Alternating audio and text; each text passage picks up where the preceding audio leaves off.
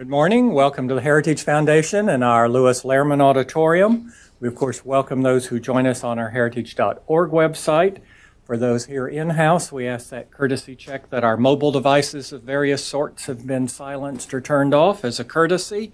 And for those watching online, you're reminded that you're welcome to send questions or comments to us at any time, simply emailing speaker@heritage.org.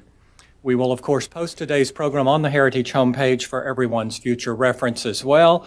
And I'm sure Mr. Roberts here will make the pitch for purchasing the book that our donor has with him, guest has with us today. Leading our discussion will be James Roberts, Research Fellow for Economic Freedom and Growth in our Center for International Trade and Economics.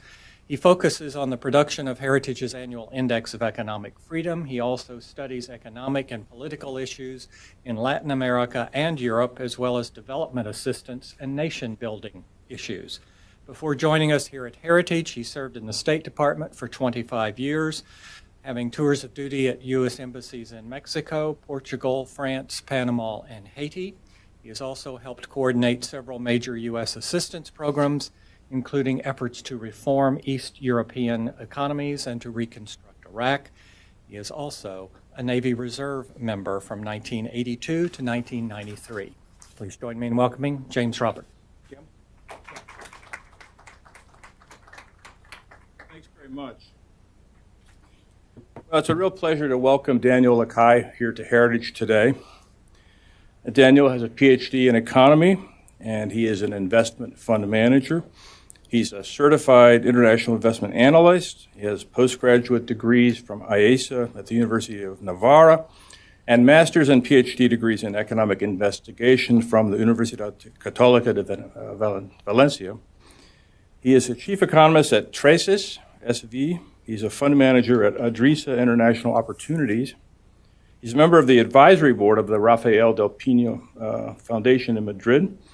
He's commissioner of the Community of Madrid in London, where he splits his time between London and Madrid.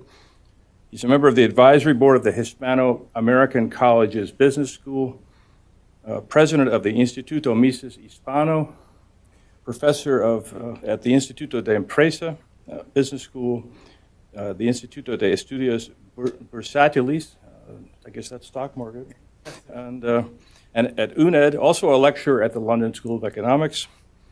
He is ranked top 20 most influential economists in the world in 2016. He has nearly a quarter of a century now of energy and finance sector experience in North Africa, Latin America, and the Middle East, and a fund manager overseeing equities, bonds, and commodities. Voted top 3 generalist and #1 pan-European buy-side individual in oil and gas, Thomson Reuters Extel survey, a leading survey among companies and financial institutions. And he's the author of 3 best-selling books: Life in the Financial Markets, The Energy World is Flat, and the book we will discuss today, Escape from the Central Bank Trap. And there are copies for sale outside if you would like to get one. I'm sure Daniel will be happy to autograph it for you. He's also a regular collaborator with CNBC, with the World Economic Forum, Epoch Times, Mises Institute, Focus Economics, El Español, The Commentator, and the Wall Street Journal. And you can visit Daniel's page on Amazon, his author page, or his website at dlacalle.com. It's a special honor for me to welcome Daniel here today. Daniel moderated and helped me present our Index of Economic Freedom earlier this year in Madrid at the Fundación Rafael del Pino. And so I'm grateful that you've come to see us, and I'd like to turn the stage over to you now for your presentation. Thank you. Thank you very much. Thank you, Jim. It is an honor for me to be here today at the Heritage Foundation to talk about this book, Escape from the Central Bank Trap. The Heritage Foundation is an integral part of the defense of freedom and the meritocracy and individual initiative. And this is a very important topic that we tend to forget about many times because when we think of economic freedom, monetary policy is an integral part of it. And we need to pay a lot of attention to what it does and what it creates in terms of risks to the world, and obviously what it generates in terms of benefits. The idea behind this book started when I looked at the basic numbers around what central banks were doing globally. And I found that for the first time in history, in a period in which there is no recession, no crisis, and no general problems within the financial sector, the major central banks all around the world are increasing money supply by around $200 billion a month. This is unprecedented. We have seen an increase in money supply globally in the last 10 years that is higher than all of the money supply increase of the last 3 centuries. And that is obviously something that we need to pay a lot of attention to. The reason why we need to pay a lot of attention to this is because we are hearing all the time that this is not a problem because there is no inflation. And as Milton Friedman used to say, inflation is taxation without legislation. But we are not paying attention and not paying enough attention to the real problem of the massive level of inflation that is being created in financial assets. If we look today at the world, the combined valuation of bonds and stocks globally is at an all-time high. Valuation being considered within bonds as obviously the level of yield, the low yield that they have relative to the market. It is an environment in which today, if you look at the least risky assets globally, you will find that you would have to go sometimes to 10, 20 years before you start to get any real interest rate, real yield. So what we are seeing is a massive transfer of wealth from savers to governments and the indebted sectors. And the idea that monetary policy is there to help get out of a very aggressive financial crisis and get out of a problem of excess debt, to buy some time to reduce debt, is basically debunked by reality. Because very low interest rates and very high liquidity, the only thing that they have done is to incentivize debt. The level of debt globally is around 320% of GDP right now. And what we have seen is that around the world, lowering interest rates has a constantly diminishing return in terms of growth and in terms of job creation. It is very simple. You might have a view that lowering interest rates is something that helps an economy in an environment in which there's too much risk. But lowering interest rates from 10 to 5 doesn't have the same impact as from 5 to 1, let alone from 1 to 0. And we need to pay attention to what we are trying to achieve by lowering interest rates and by increasing money supply. The first thing that we need to think of is, if we are going to be lowering interest rates to 0, what type of business was not profitable at 1% interest rates that needs 0% interest rates? Is what kind of investment are we incentivizing? And the answer is a very dangerous one. It's a very dangerous one, because what we are seeing is that the investment process, instead of going to high productivity, high added value sectors, goes to the weakest parts of the economy, to the sectors in which of very low productivity and very poor growth. It is not a surprise that if you look at the world, the massive increase in money supply has come at the same time with a massive reduction in money velocity. What is money velocity? The number of times that that a unit of currency, of money, moves around the economy. Why does money velocity collapse? Why does inflation not increase? Why are real wages not going up when employment is coming down? Why, in general, we are not seeing companies invest more or consumers spend more in an environment of extremely low rates and in an environment of extremely high liquidity? Is everybody stupid? The first problem is that central banks make their calculations about what is the necessary level of investment, the necessary level of growth, the necessary level of inflation based on historical data. And the idea is that the same policies that have been applied for 50 years are going to work exactly the same in the next 50 years. But they don't, because we all know what the law of diminishing returns is. You may be provided with an environment of extremely low rates, but if there is not a real need for new investment, you are not going to spend the money in new capital expenditure. If there is a real need for investment, it is not going to come by incentivizing it through low rates. It is not going to come by incentivizing it through massive liquidity. But let's start from a very simple premise.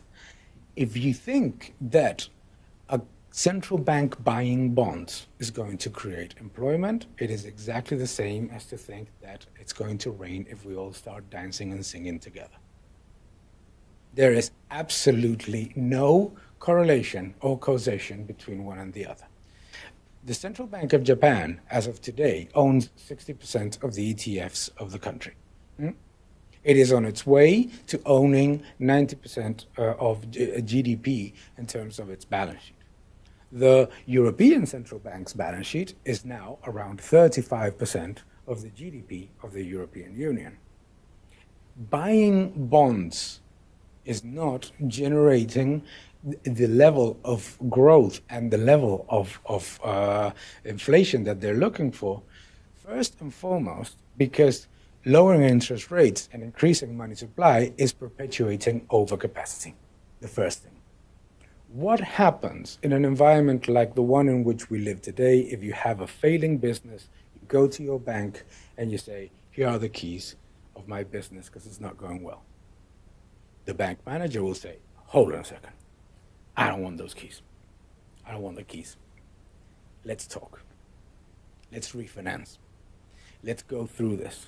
Let's move this forward. Let's kick the can forward another couple of years to see if things improve. You might think that is a good thing. You might think, hey, that is not a bad thing. You maintain jobs. The business keeps going. That's fine. Now, think about it if you multiply it all over the economy and what happens. What happens is two things.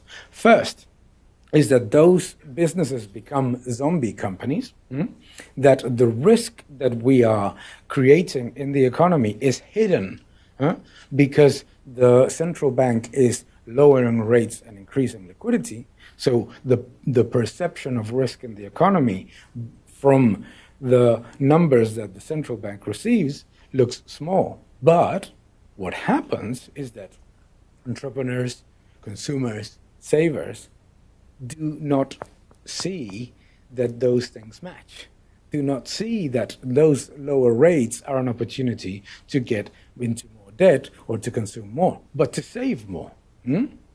They do not see an opportunity, companies do not see an opportunity from very low rates and from high liquidity to invest a lot more. They see an opportunity to buy back shares and to increase dividends, which makes total sense. If you think about it, perpetuating overcapacity and increasing the number of zombie companies makes the cost of equity of a company go up, not down. So it is more, despite the fact that interest rates are low and that liquidity is very high, most companies are not seeing that their weighted average cost of capital come down. That level of overcapacity should not be a problem if we have engines of growth globally that absorb that overcapacity because there's higher demand, more interest for our products, etc. What is the problem of monetary policy and the law of diminishing returns, and especially what I say in the book, the pyromaniac firefighter activity of central banks? Which is central banks first lower rates, massively increase liquidity. There's a financial shock, and then they present themselves as a solution. The pyromaniac firefights, that's what I call it.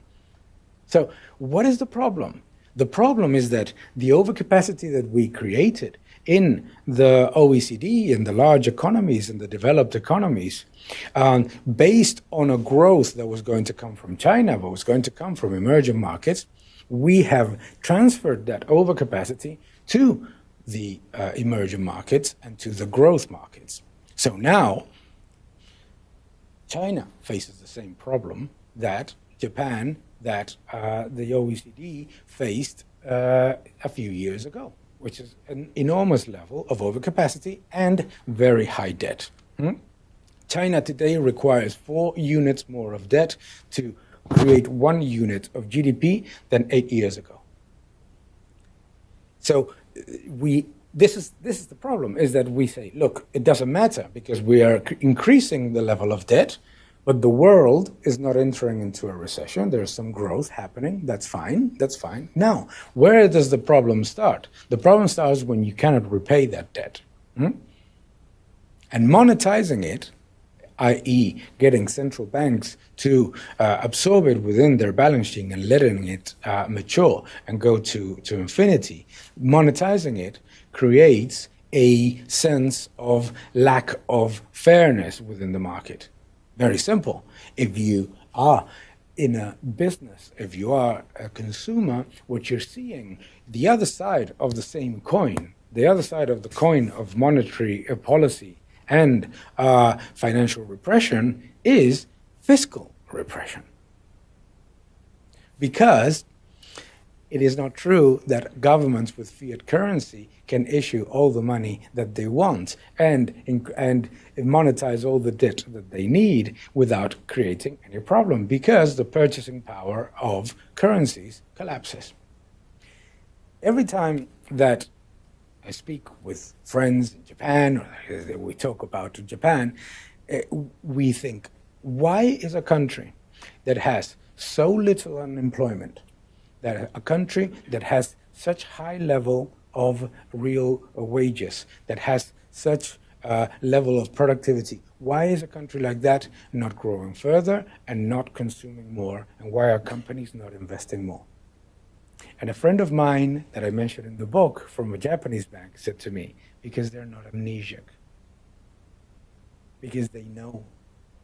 Because they know that low rates, that they have had zero interest rate policies for 2 decades, are not going to create more growth.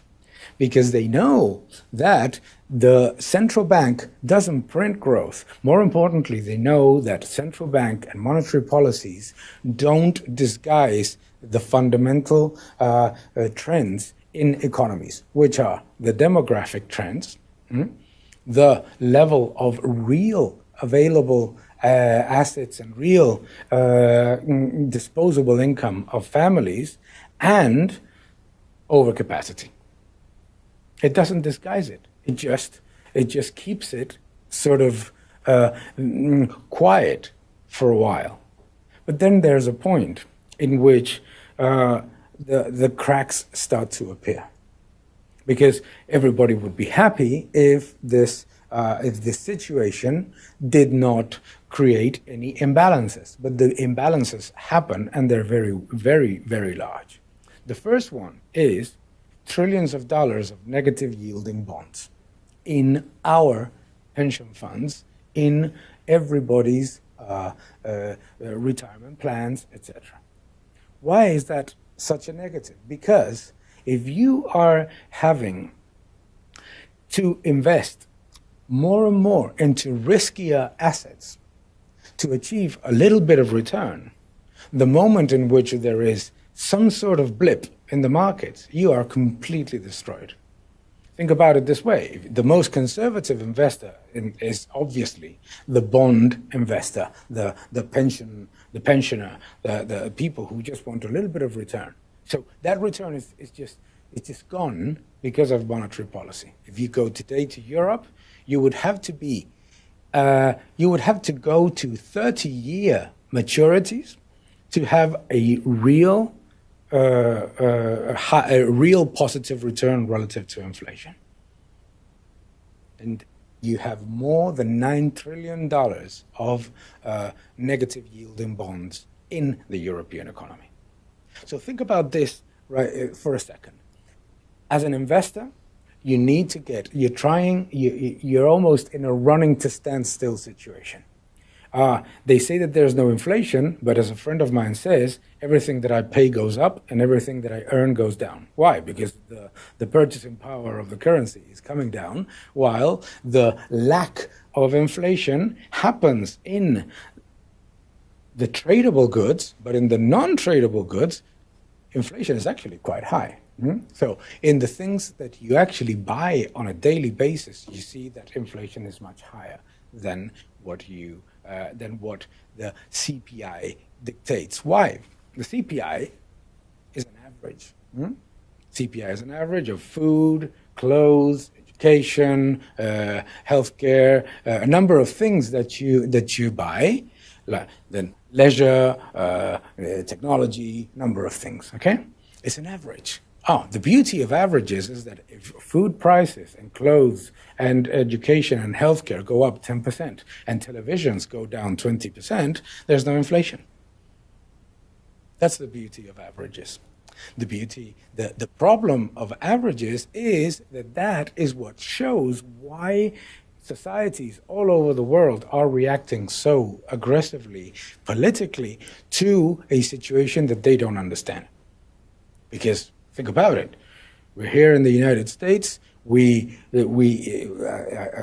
live in between London and Spain. Imagine when we look at the U.S. economy, we all feel very, very envious. We feel, oh my gosh, 4.5% unemployment, 4% right now, 2% growth, etc. And with all those fantastic numbers, Trump. What the hell? Germany right now, no? Germany right now. It's almost almost absolute employment.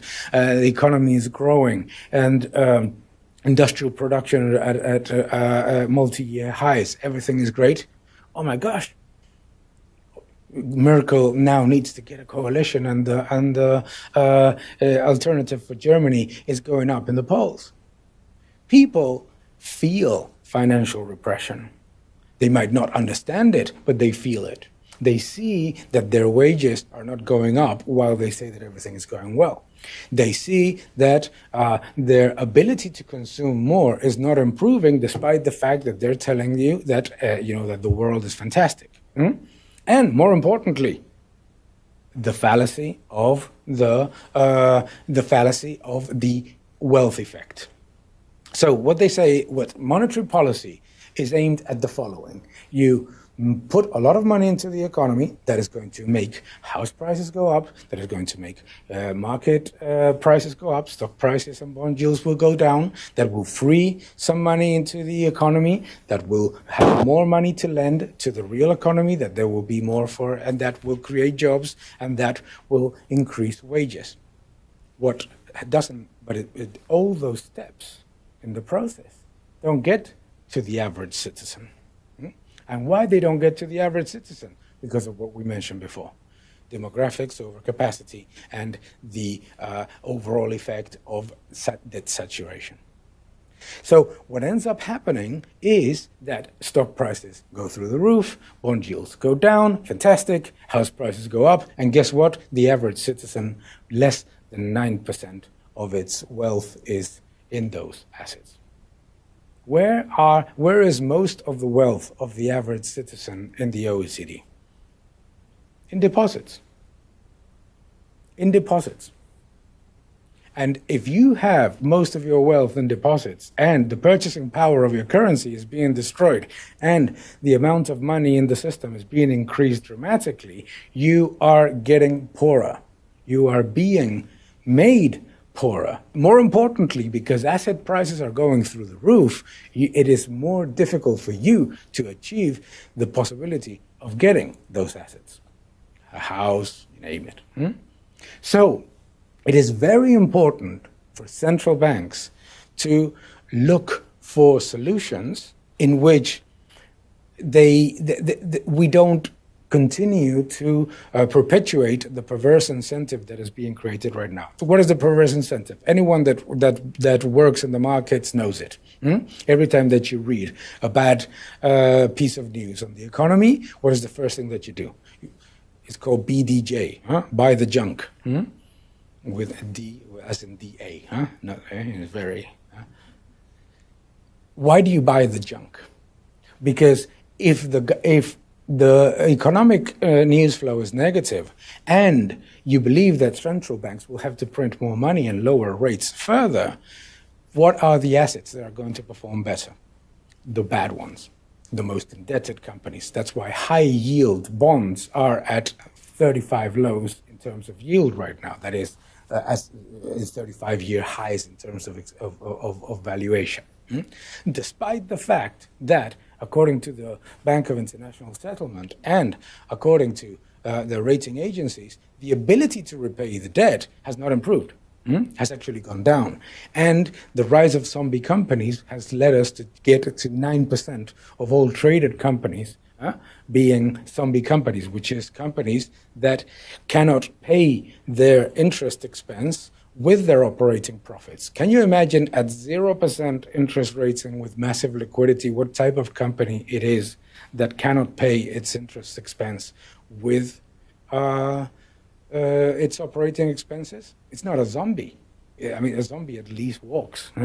Yeah, at least the ones that I see in The Walking Dead, no? Yeah? It's like The Walking Dead Series 7, Season 7, which the zombies are not even, they're not even the story anymore because they're rotten. They're gone. We have a serious problem because the only thing that keeps this all together is credibility. The only thing that keeps it all together is credibility. And let's think about it. The fact that today, after the atrocious track record of central banks of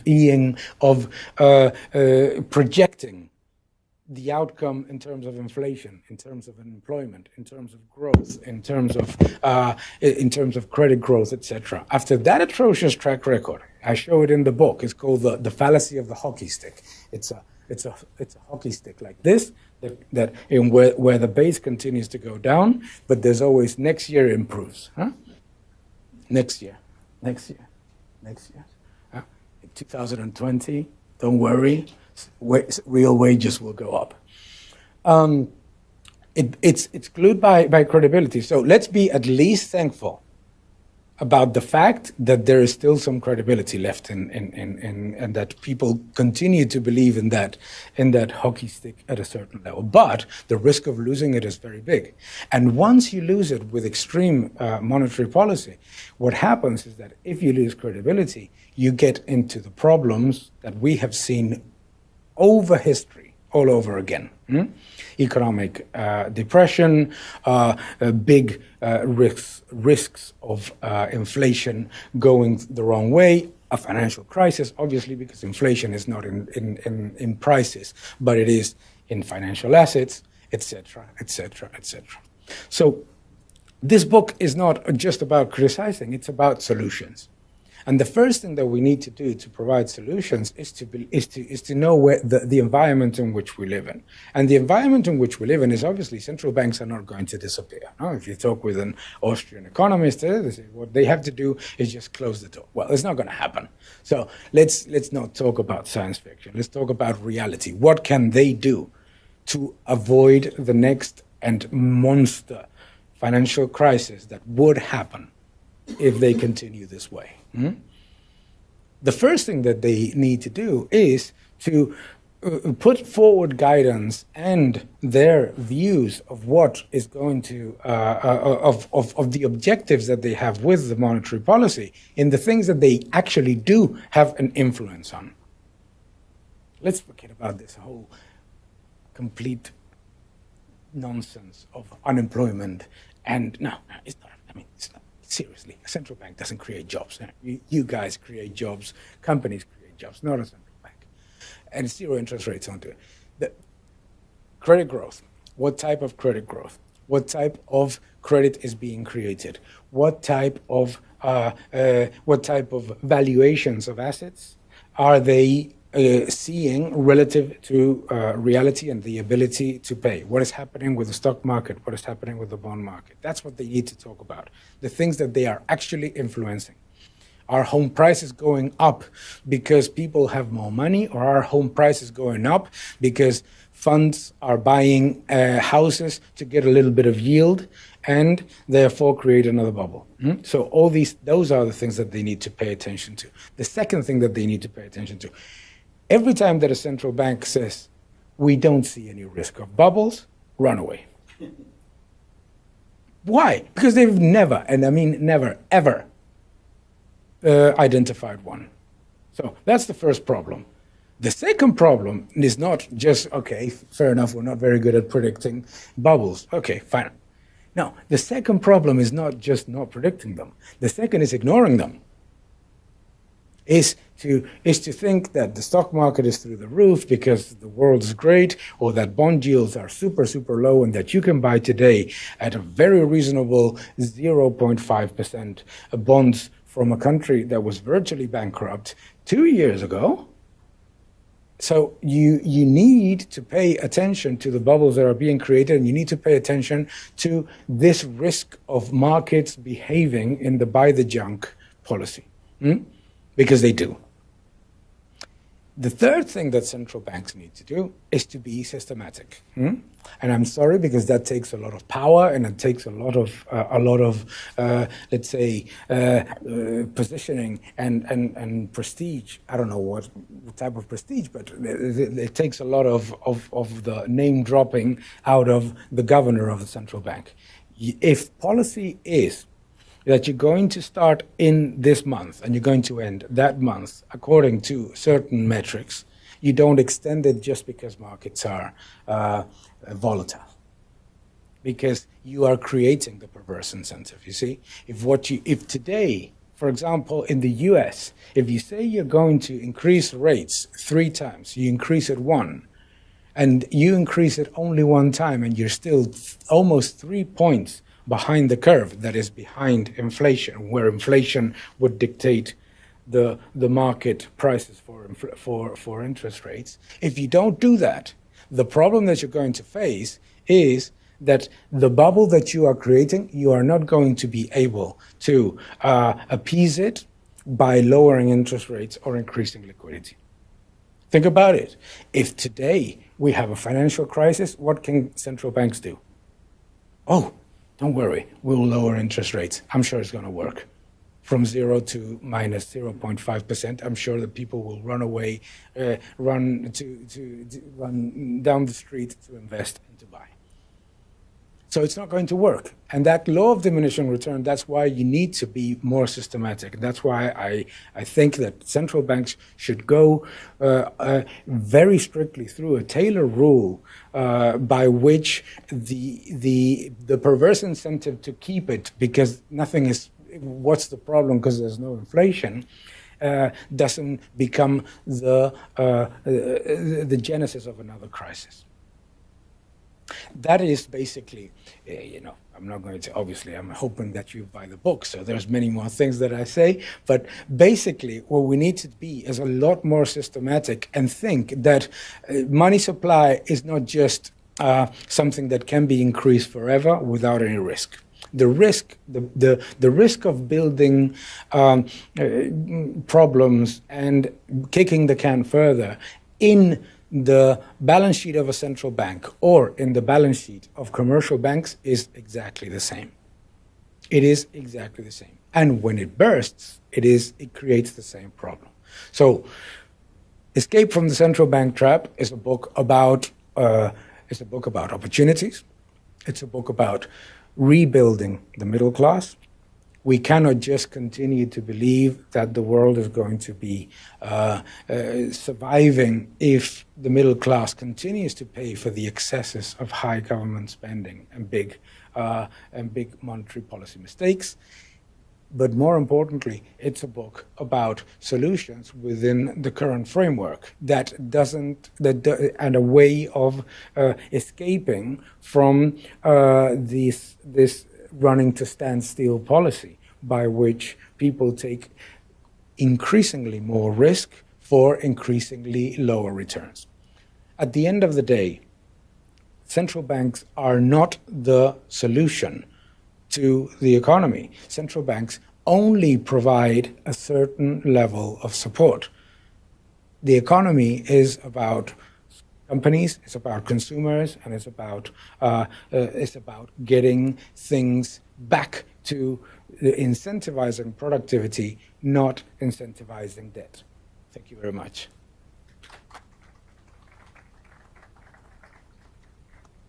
Well, thank you, Daniel. It's a fascinating and depressing performance. Sure, there are many questions people have, and we have a few minutes to take some, so who'd like to start?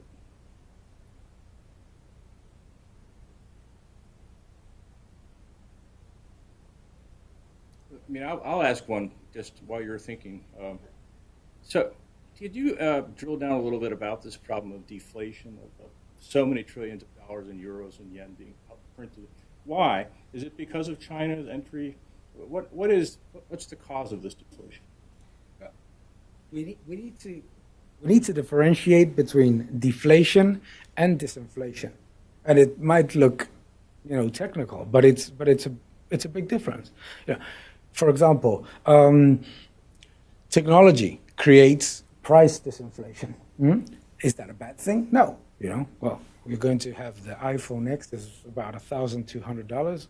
That's price inflation, probably hyperinflation.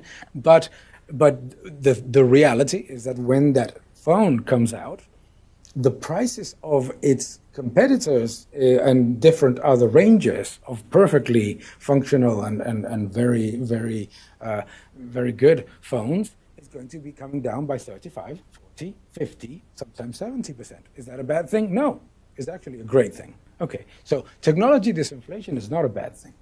Is it a bad thing that we are able to purchase better and more quality goods because there is more competition? No.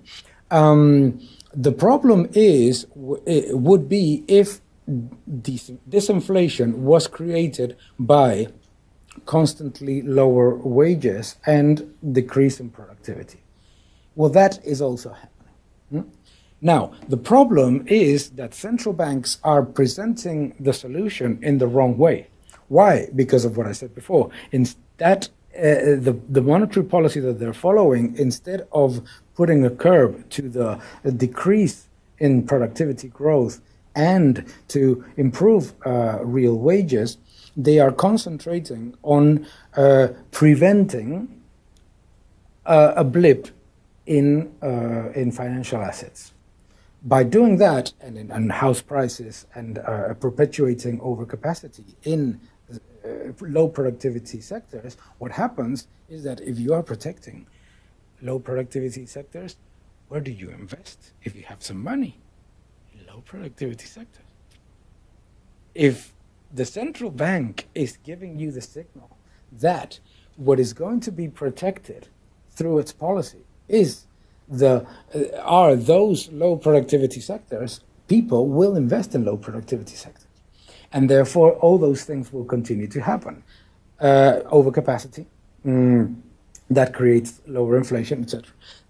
Is China to blame? Not necessarily, because if you look at many other countries, you will see that the impact that China is making in prices is very small. Is much higher. The impact that domestic economies are making on prices through perpetuating overcapacity. So, I don't know if anyone here in the audience has ever left the supermarket saying, damn, meat prices are down. And I don't know if anybody here has ever left the service station saying, gasoline prices are down, it's intolerable. Obviously not. First, there's no problem in lower pricings. Who is not benefited by lower prices? The indebted sectors and the government. Because the debt of government debt gets deflated through inflation. Inflation is taxation without legislation. So what we need to think about is, first, monetary policy is not going to change this trend. Second, what can change the trend that we do care about, which is low productivity and overcapacity? Definitely not continuing to lower rates. We need to increase rates, improve the positioning of high productivity sectors. And yes, obviously, there will be some corpses in the process. But it is a very important process to start to rebuild that improvement in productivity.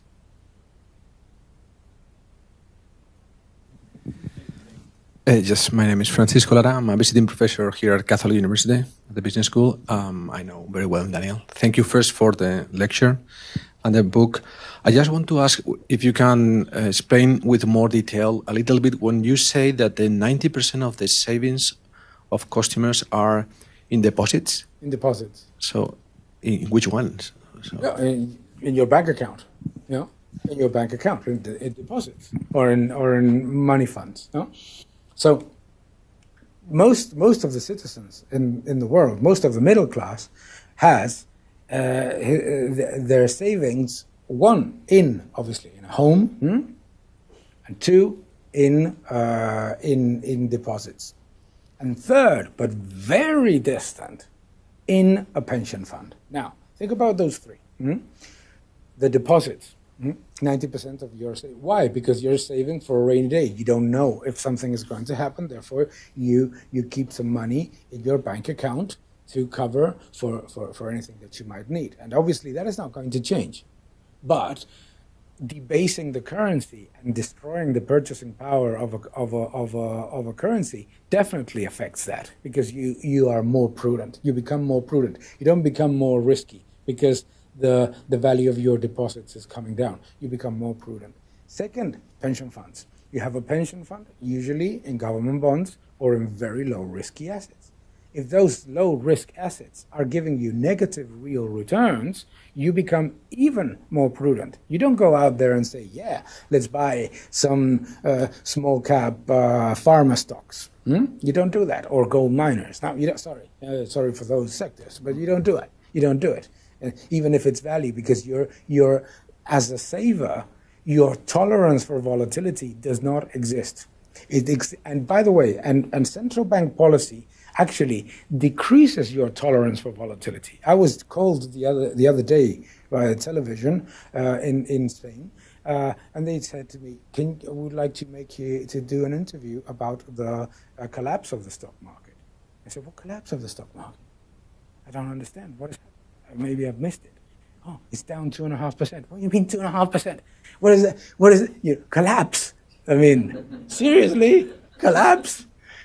Your tolerance for volatility is very, very low. It is so low that we've had a blip in the market in August, and our clients were calling all over the place about what the hell is happening. Because you only expect asset prices to go up because of monetary policy. So something is not computing. Therefore, you become less prone to risk. You become more conservative. And Alex, And then, if you could identify yourself. Alejandro Chafuen, president of the Atlas Network. Again, congratulations on your clarity on this difficult topic. Two questions. If some of your libertarian friends would see the title of the chat, escape from central banks, well, what role for Bitcoin, and cryptocurrencies, and are they a challenge to central banks? And the second one is, how do you think this monetary policy of this last years has affected equality and mobility in the major economies? I'm I'm going to start from the last, the very difficult questions both. Huh? But the second one, equality.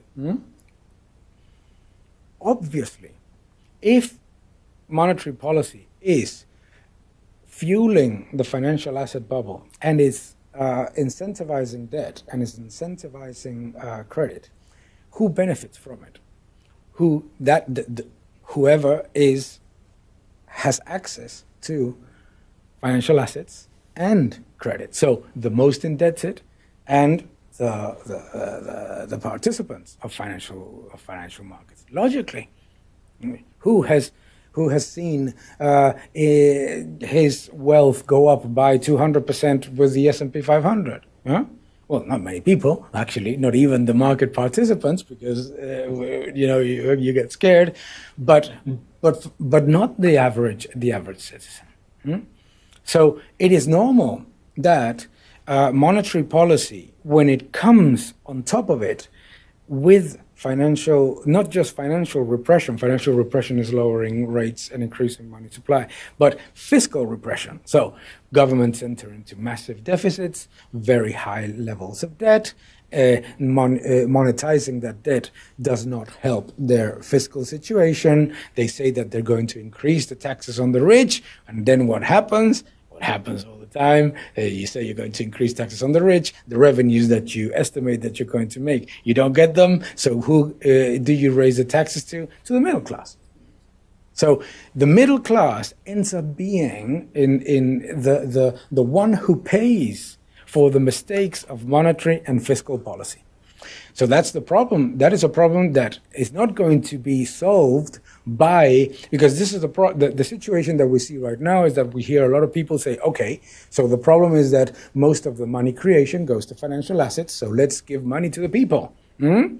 Yeah, Maduro already thought of that in Venezuela with fantastic results, and Kicillof in Argentina. It's worked wonders. It never works. So it's not just criticizing monetary policy, but not saying that the problem is the way in which increasing money supply is being distributed, but the problem itself of creating money out of thin air. Every single crisis is generated by the creation, the indiscriminate money creation of money. And the first question is on cryptocurrencies. Now imagine you're a citizen in China, and you see that the country is entering into a debt binge, or that is currently at 260% of GDP, more or less, depends on the calculations, and that it needs 4 times more debt to grow the same, and that things start to look bubbly. But at the same time, the government tells you that you cannot buy assets, that you cannot buy other currencies, that you have capital controls. What do you think? The citizen might not be a financial expert, but the citizen understands that behind it is the word devaluation and monster devaluation. No? So a citizen in Nigeria that sees that the government will end up closing the peg with the dollar and letting the currency collapse, etc. A citizen in those countries is going to say, hold on a second. The purchasing power of my currency is being destroyed. I want some protection to that. That's why you look at an asset, be it cryptocurrencies, be it gold, in which the supply of the asset is not being dictated by a government, which benefits from the increase of that. So, what is the issue with cryptocurrencies? Obviously, that they are not currencies yet. Obviously, no. But citizens start to see that they are a way to escape the inevitable destruction of purchasing power of currencies that is being undertaken by governments. So you say, look, I want to have some gold, or I saw an advert by this morning on the TV. It say, I want to keep my money. There was this guy, this actor, I forgot his name, very good actor actually, that says, I want to keep my money. And he had this gold coin, no? So that's the situation, that you're trying to find a way to put some of your wealth, which is in deposits, in something that is not going to collapse because you don't understand in valuations of stocks, etc., but in something in which the supply is not going to be dictated by someone who benefits from the debasement of the asset value. And as such, that's the reason why cryptocurrencies are going through the roof. Are they a bubble? It depends on your perception of where governments are going to go with central bank policy. If you believe that governments, and I believe that this administration has a tremendous opportunity to go back to sound money, and the U.S. needs it as there's no tomorrow. Go back to sound money, put brakes on the Federal Reserve, be much more diligent about budget design. It will be led by the U.S. Now, if we fall into the central bank trap again, it will not be a question of me or anybody else saying it. Is that citizens will continue to look for ways to protect their wealth in cryptocurrencies or in gold or similar assets.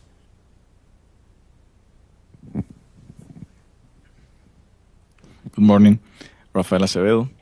I am in the Smith Fellowship of the Atlas Network. I'm from Venezuela.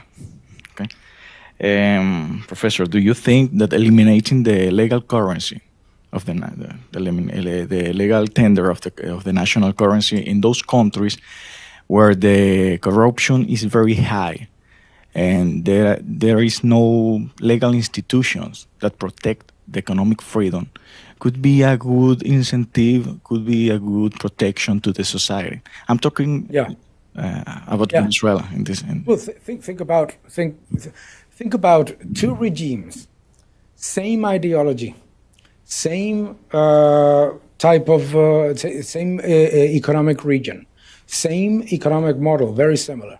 Ecuador and Venezuela. One has survived decently, the other is a complete disaster. What is the main difference, if we look at economic policy, between one and the other? Creating money for the people. One completely dollarized, the other is not. So at least, yes, you might have an issue of debt, whatever, but the reality is that the country has not gone down the disaster of hyperinflation and economy destruction, etc., etc., etc. Same with Argentina. If you think what Argentina did throughout the Kirchner years, massive increase in inflation. What was the big difference to its neighboring countries, even small Uruguay? The main difference was simply currency debasement, was massive destruction of purchasing power of the currency. So at the end of the day, what is the value of a currency? This is the key question, because people think that the value of the currency is decided by the government. It's complete nonsense, because obviously if that was the case, the Bolivar would be the most valuable currency in the world. Huh?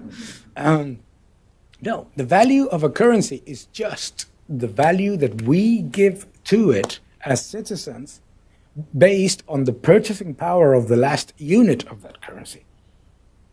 We use a dollar and we accept the value of the dollar because somebody in a couple of minutes ago used it and gave it that value, and the millions of people that used it at the same time gave it that value. Not because the U.S. wants it at a level or another. If it was for the Federal Reserve, it would be much lower. No. So therefore, that is a very important factor. Is countries? I always say that countries should not have an independent currency if they did not have a legal institution, independent institutions, political institution, because that is what it is. It is the physical representation of the difference between this.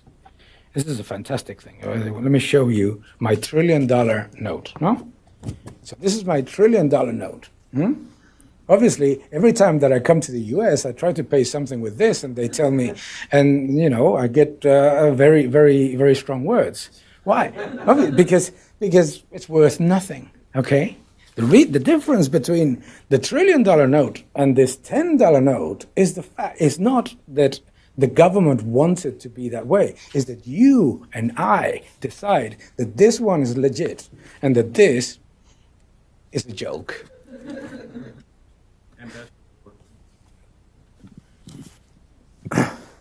It's Terry Miller from the Heritage Foundation.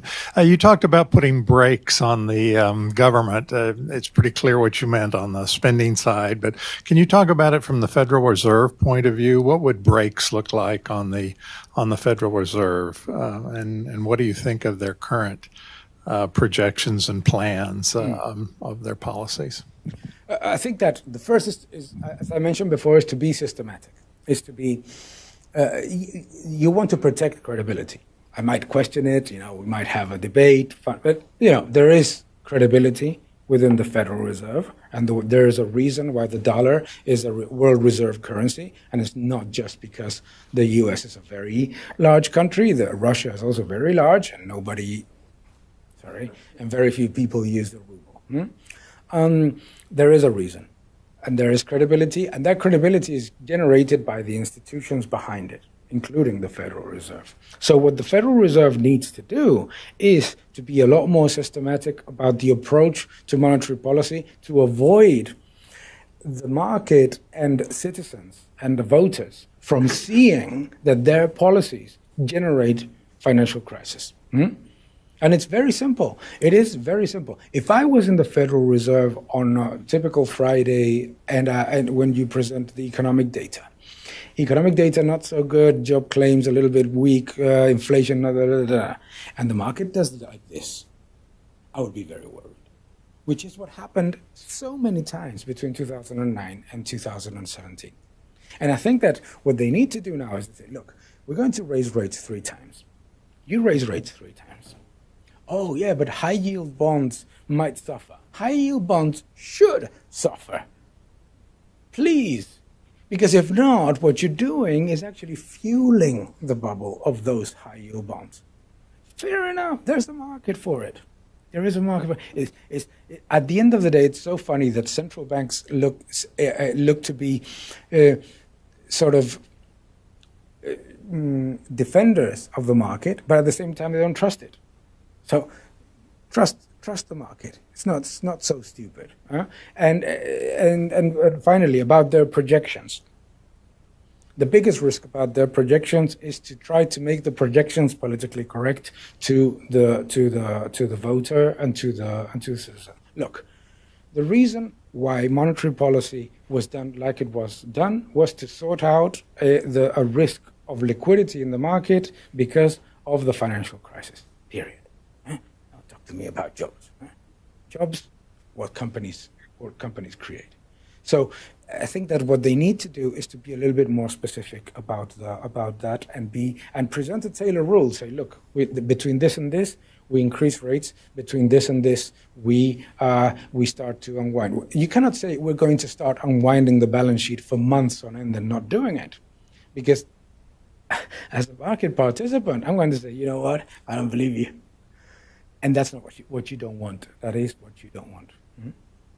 Last question. So we'll bury the Phillips curve and resuscitate the Taylor rule. But let me just say, and this is off topic, but very much in the news, if you could just reflect briefly on the situation in Catalonia right now, and then I think we'll wrap it up. Okay. Well, that's another easy question, to wrap it up. Look, and this is a message for our friends in the United States and everyone that defends freedom. Separatism in Catalonia is not about freedom, it's about bureaucracy. It's not about freedom, it's about installing a state that is completely totalitarian, and the same. It's led by radical communists, and if you look at the documents that they have presented as their allegedly foundation or transition documents, they start from confiscation, they start from intervention, and they start with the complete unification of the judicial system with the political system. So it has absolutely nothing to do with the secession from government from a libertarian perspective. It has everything to do with the creation of a super bureaucracy that has absolutely nothing to do with freedom and all to do with intervention. Thank you. Well, we have a little something for you, a little gift. After this morning, I'm even less sure of what this is really worth. But I know that it has symbolic value. I hope it does for you to Thank you commemorate so much. your visit to Well, Heritage. there you go. Thanks so much. Well, We hope to see you. it has a lot of value for me, and that's what matters. So thank you. It's been an absolute pleasure and honor. Thanks. Jim, as always, a real pleasure. Thank you so much for everyone for coming. Also, because we counter-programmed the president of Spain, because he's in Capitol Hill with Donald Trump. So that it means even more that you are able to attend. Thank you so much for the opportunity and for continuing to defend freedom. Thank you. Thanks. Thank you very much.